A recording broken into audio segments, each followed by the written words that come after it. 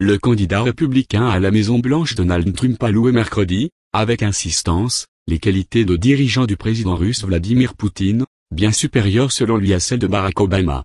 À 3 semaines d'un premier débat très attendu, et à 2 mois du scrutin, qui désignera le successeur de M. Obama, le magnat de l'immobilier a partagé le même plateau de télévision, mais pas au même moment, que la candidate démocrate Hillary Clinton.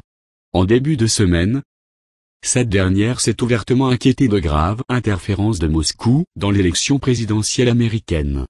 Tour à tour placée sur la défensive, Clinton sur l'affaire des emails, qui empoisonne sa campagne, et Trump sur son manque total d'expérience en matière de défense et de politique étrangère, les deux rivaux ont assuré être prêts pour assumer le rôle de commandant-chef de la première puissance mondiale. Donald Trump, qui a assuré être totalement préparé à l'exercice du pouvoir grâce à son expérience du monde des affaires, a longuement insisté sur sa volonté de transformer les relations avec la Russie, au plus bas depuis la fin de la guerre froide. Je pense que j'aurai une très bonne relation avec Poutine.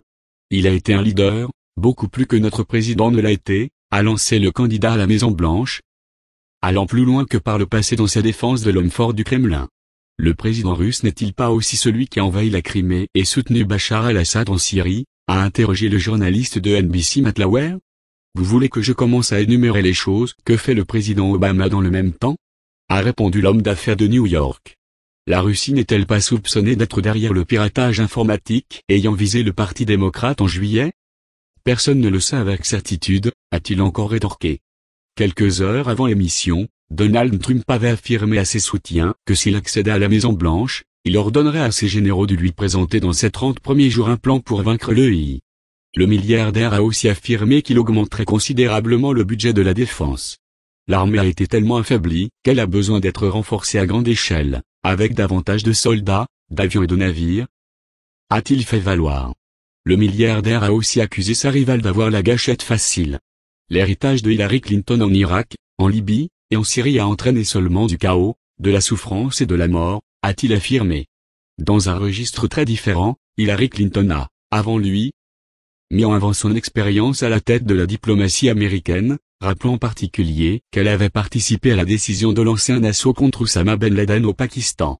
Martelant sa volonté de vaincre la groupe État islamique, elle a réaffirmé qu'elle excluait d'envoyer des troupes au sol en Irak et en Syrie. Nous devons favoriser plus de coopération avec l'Europe et le Proche-Orient en termes de renseignement, a-t-elle lancé.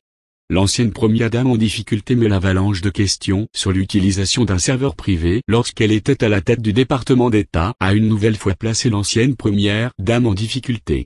Répétant qu'elle avait fait une erreur, elle a rappelé que le FBI avait, à l'issue de son enquête, jugé qu'il n'y avait pas lieu d'engager de poursuites judiciaires. Malgré les noms d'oiseaux échangés dans la campagne entre les deux candidats, le coordonnateur du renseignement américain James Clapper s'est dit mercredi impressionné par la première rencontre à la Maison-Blanche entre l'administration actuelle et les équipes de Donald Trump et Hillary Clinton. Interrogé sur ce point, M. Trump a assuré avoir compris, en décryptant leur langage corporel, que les responsables du renseignement étaient mécontents de la politique menée par M. Obama. L'émission de NBC a eu lieu au moment où les écarts entre Trump et Clinton dans les sondages se resserrent. Trump dépassant même sa rivale de 2 points dans un sondage CNN/York, 45% contre 43%.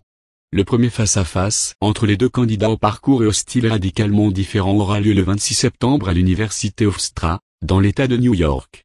Les deux suivants sont prévus les 9 octobre et 19 octobre.